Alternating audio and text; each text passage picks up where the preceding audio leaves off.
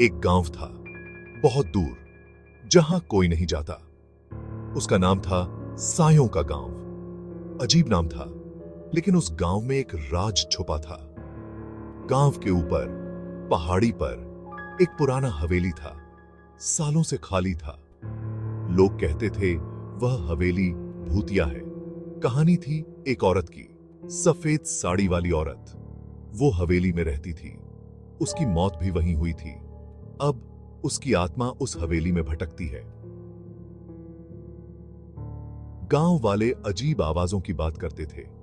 खिड़कियों में रोशनी जलती बुझती रहती थी। कुछ लोग कहते थे उन्होंने उसे देखा है। अंधेरे में एक सफेद परछाई। हवेली के पास जाने की हिम्मत किसी की नहीं होती थी।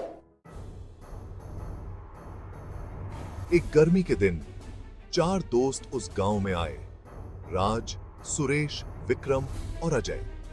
वो बहुत ही निडर थे। उन्हें रहस्य सुलझाना बहुत पसंद था। उन्होंने हवेली की कहानियां सुनी। वो हंसे। उन्हें भूतों पर यकीन नहीं था। उन्होंने उस हवेली में एक रात बिताने का फैसला किया। वो उस कहानी को झूठा साबित करना चाहते थे। अगर हमें डर लग गया तो? सब हंस पड़े। नहीं लगेगा, भूत होते ही नहीं। हाँ यार, बस एक पुराना घर है। उन्होंने एक वादा किया, वो आधी रात को हवेली के पास मिलेंगे। उस समय तो ये एक अच्छा विचार लग रहा था। सूरज ढल गया, परछाइयां लंबी होने लगीं। चारों दोस्त गांव के बाहर मिले। अब उन्हें घबराहट होने लगी थी। पहाड़ी पर हवेली साफ दिखाई दे रही थी। अंधेरे में वो अलग ही दिख रही थी, खतरनाक। पक्का ना? करना तो पड़ेगा।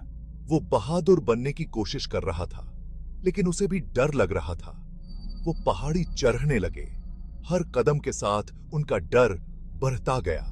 उनके चारों तरफ हवा चल रही थी, जैसे कोई जंगली जानवर चिल्ला रहा हो। पुरानी हवेली टूट रही थी।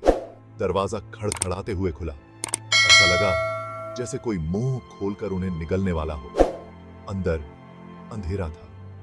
हवा में धूल और सीलन की बू आ रही थी। उनके कदमों के नीचे फर्श चरमरा रहा था। हर आवाज से वो चौंक जाते थे। वो हवेली के अंदर जाते गए। उन्हें अपनी ही धड़कनें सुनाई दे रही थी। धड़ाम, धड़ाम, धड़ाम, जैसे सन्नाटे में कोई ढोल बज रहा।